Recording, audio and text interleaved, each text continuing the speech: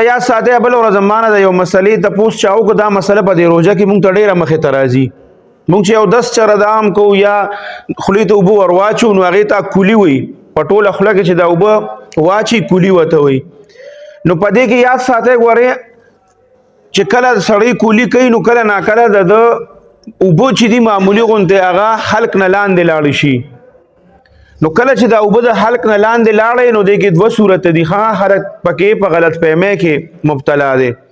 قصدن خو چې د تیرې کړې نو پتا باندې قضا او کفاره دواړه لازم شو دا روزه چې دا به دوباره نیسم او د دې په کفاره کې به 2 میاشتې چې دی شپېتر ورځې مسلسل روجیم نیسي مسله خو جدا ده خو چې کله تا خولې ته اوبه واچولې او ستا دا اوبه په غلطۍ کې لاندې لاړې د حلق نه لاندې په غلطۍ کې لاړې نو د هغې بیا 2 صورت دي ښه دا یاد ساتئ یو صورت یې دا دی چې هغه ټایم کې د اوبه ستا د حلق نه لاندې تلې نو تا ته دا روژه یا یاده وه یا ته یاده نه وه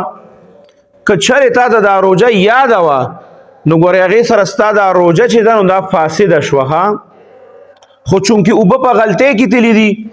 روژه دې فاسده شوه د دې به وروستو بیا دا روژه دوباره ونیسې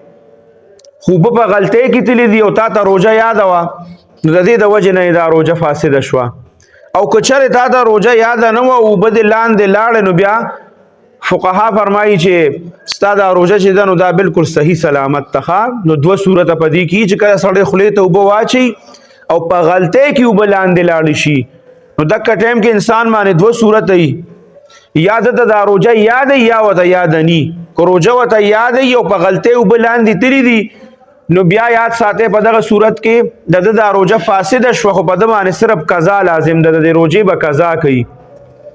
کفاره پې نشته او که چېرې دا اوبه په غلطۍ کې لاندې لاړې او روژه ته ایره وه نو بیا د دا روژه هم صحیح ده